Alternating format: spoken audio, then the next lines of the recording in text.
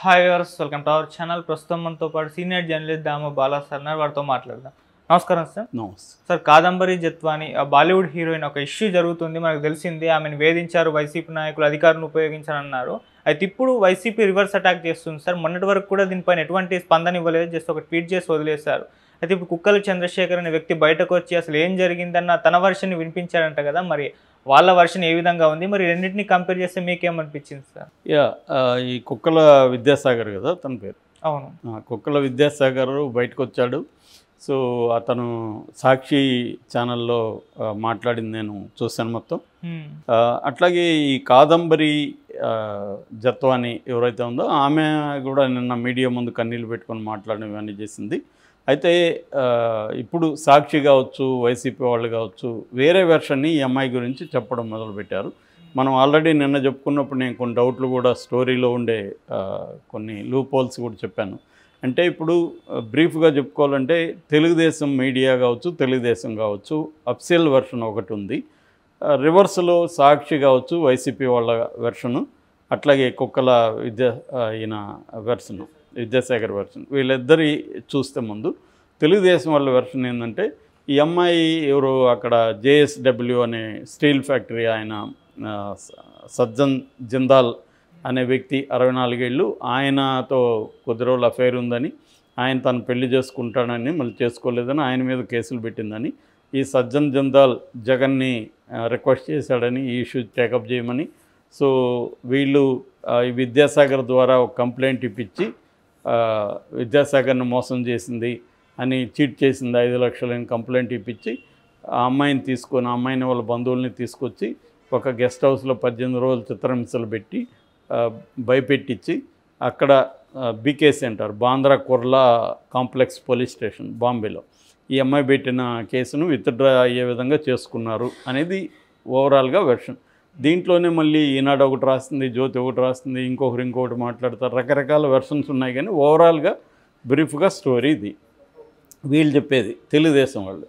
ఇక ఇప్పుడు YCP version కానీ ఈ విద్యాసాగర్ వెర్షన్ ఏంటంటే, వైసీపీ వెర్షన్ ముందుగా చెప్పుకుంటే ఈ అమ్మాయి జిందాల్నే కాదు, ఏషియన్ పెయింట్స్ అతని పేరు మాలవ్ దానిని కూడా ఇలాగ చేసింది. చాలా కేసులు ఈ అమ్మాయి మీద ఉన్నాయి. ఈ అమ్మాయి కానీ వీళ్ళ ఫ్యామిలీ కానీ పెట్టిన కేసులు చాలా ఉన్నాయి. అట్లాగే వీళ్ళు ముందు నుంచి బ్లాక్మెయిల్ ఫ్యామిలీ. అట్లాగే వీళ్ళ అన్న అంబరీష్ జత్వాని, అతను దుబాయ్లో ఉంటాడు, అతనికి మాఫియాతో సంబంధాలు ఉన్నాయి, అతని గతంలో అరెస్ట్ అయ్యాడు, అతని మీద కేసులు ఉన్నాయి. సో వీళ్ళ ఫ్యామిలీనే కొంత క్రిమినల్ బ్యాక్గ్రౌండ్ ఉన్న ఫ్యామిలీ. ఈ అమ్మాయి ఇదే పనిలో ఉంటుంది.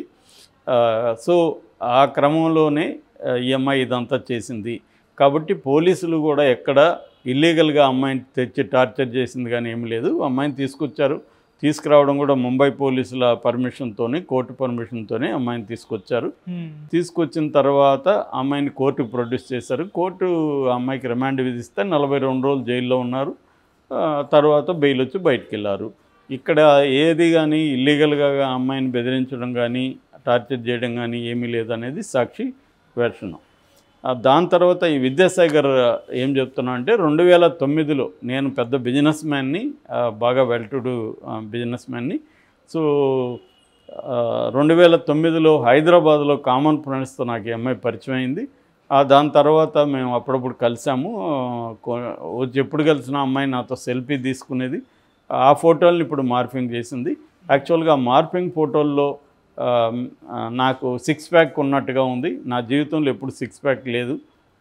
నేను బొద్దుగా లావుగా ఉంటాను. సో 6 ప్యాక్ అనేది లేదు. ఆ అమ్మాయి నాకు 6 ప్యాక్ క్రియేట్ చేసి ఇప్పుడు ఆ ఫోటోల్ని బయటికి పెట్టింది. కాబట్టి అది మాతో తీసుకునింది అయితే కరెక్టే, కానీ మార్ఫింగ్ అయితే చేసింది అనేది అతను ఆరోపిస్తున్నాడు. 2009 నుంచి ఉంటే ఒక 1-2 ఇయర్స్ తర్వాత నాకు ఈ అమ్మాయి అసలు నేచర్ అర్థమైంది. ఈ లోపల నాకు ముంబై, నేను పోర్టు బిజినెస్లు కూడా చేస్తాను, అక్కడ ముంబైకి షిఫ్ట్ అయ్యాను.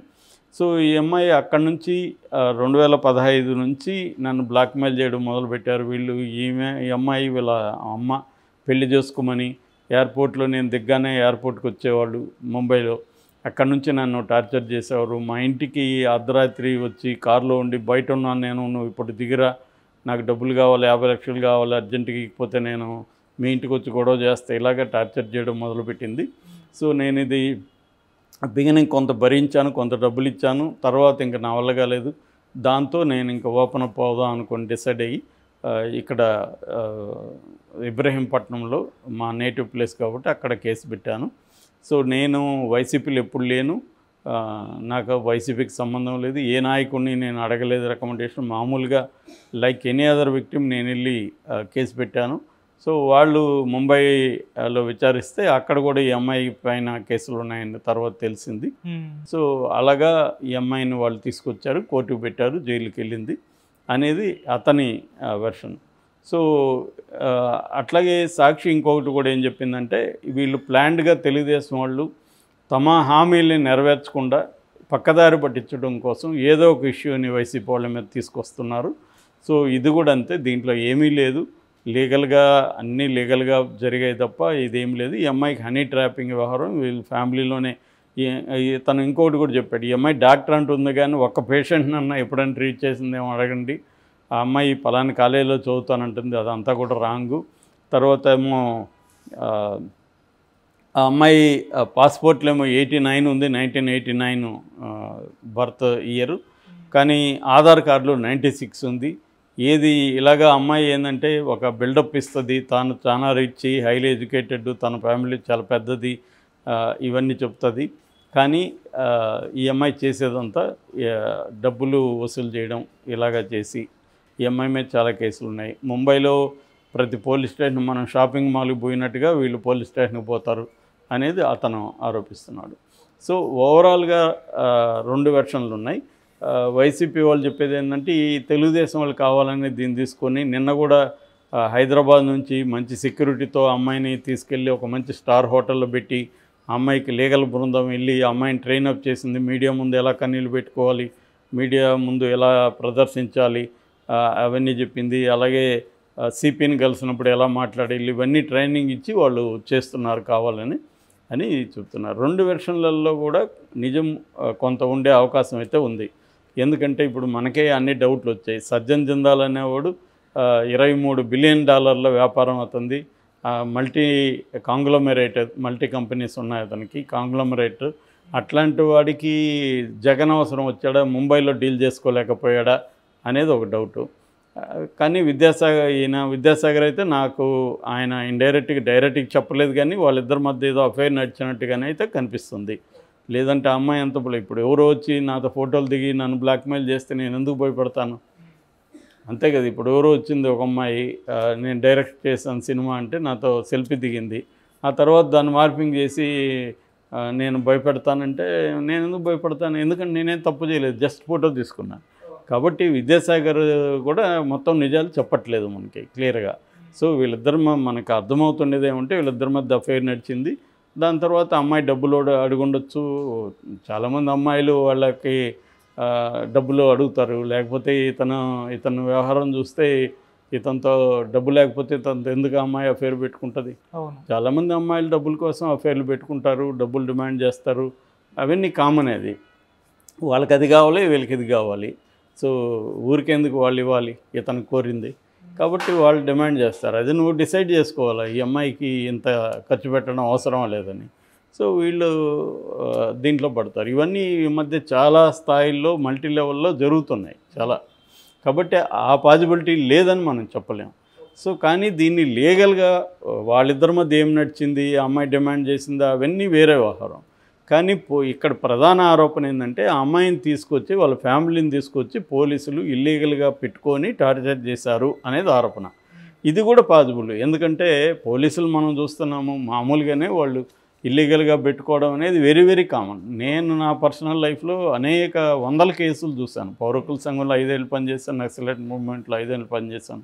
నేను అరెస్ట్ 4 నెలలు నన్ను కూడా ఇల్లీగల్ కస్టడీలోనే పోలీస్ స్టేషన్లో పెట్టుకున్నారు.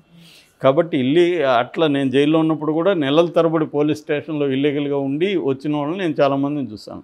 సో ఖచ్చితంగా ఈ అమ్మాయిని ఇల్లీగల్గా వీళ్ళు ట్రీట్ చేస్తుంటారు. ఈ విద్యాసాగర్ చెప్పట్లేదు, కానీ జగన్కి చెప్పాడా లేకపోతే సజ్జలకి చెప్పారు ఎవరికైనా మనకు తెలియదు. కానీ కొంత డబ్బులు ఇతని దగ్గర డబ్బులు ఉంది కాబట్టి డబ్బులు ఇచ్చి ఉండొచ్చు. పొలిటికల్ కంటే కూడా డబ్బులే ఇంపార్టెంట్ పోలీసులకి. పొలిటికల్గా ఉంటే ఇంకా వాళ్ళు హర్ట్ అవుతారు, ఎందుకంటే వాళ్ళకి డబ్బులు పోతాయి కదా. ఈ మధ్యన మా ఫ్రెండ్ ఒక దొంగతనం కేసులో పెద్ద స్థాయిలో ఆఫీసర్తో రికమెండ్ చేస్తే వాళ్ళు అసలు పనే చేయలే, ఎందుకంటే వాళ్ళకి డబ్బులు పోయినాయి కదా. అందుకని డబ్బులే ఇంపార్టెంట్ పోలీసులకి. సో మనోడు డబ్బులు ఇచ్చి ఉండొచ్చు, ఇచ్చి ఆ అమ్మాయిని చేయమని ఉండొచ్చు. వీళ్ళు ఖచ్చితంగా ముంబైలో కూడా ఆల్రెడీ సజ్జన్ జిందాల్ అతనికి తన దగ్గర బిలియనియర్ కాబట్టి అతను కూడా డబ్బులు ఇచ్చి ఉండొచ్చు. సో ముంబై పోలీసులు కూడా ఆ అమ్మాయిని ఇచ్చేసి ఉండొచ్చు. సో ఆ అమ్మాయి విక్టిమా లేకపోతే ఆ అమ్మాయి హనీ ట్రాప్ వేసిందా, ఇవేవి కూడా ఈ వెర్షన్లో నుంచి మనం నిర్ధారణకు వచ్చే విధంగా లేదు. ఎవరి తెలుగుదేశాన్ని సానుభూతి పరలేమో ఈ వెర్షన్ నిజమని నమ్ముతారు, వైసీపీ సానుభూతి పరలేమో అదే నిజమని నమ్ముతారు. సో మనలాగా ఇండిపెండెంట్గా ఉన్నవాళ్ళు ఏది నిజమనేది మనకి తెలియని పరిస్థితి తప్ప దీంట్లో మనం ఏ రకమైన ఫ్యాక్ట్ ఫైండింగ్ చేయకుండా బయట ఈ న్యూస్లను పట్టుకొని మనం తేల్చలేము. కానీ ఇప్పటివరకైతే వీళ్ళ మధ్య అఫైర్ ఏదో నడిచింది. ఆ తర్వాత అమ్మాయి డబ్బులు అడిగి ఉండొచ్చు, ఇతను వీళ్ళిద్దరి మధ్య గొడవలు అయి ఉండొచ్చు. అది ఇంకొకటి కూడా చెప్పాడు అతను, ఈ అమ్మాయి వల్లనే నా కాపురం కూడా పోయింది, నా డైవర్స్ కూడా అయిపోయిందని. ఖచ్చితంగా వాళ్ళిద్దరి మధ్య అఫైర్ ఉంటుంది, అది వీళ్ళ ఇంట్లో తెలిసి ఉంటుంది, డైవర్స్ కూడా అయ్యే ఛాన్స్ ఉంది. ఇవి ఇవాళ విద్యాసాగర్కి ఈ అమ్మాయికి కాదు, చాలా కేసులు ఇలాంటివి వస్తున్నాయి, పెరుగుతాయి రాను రాను.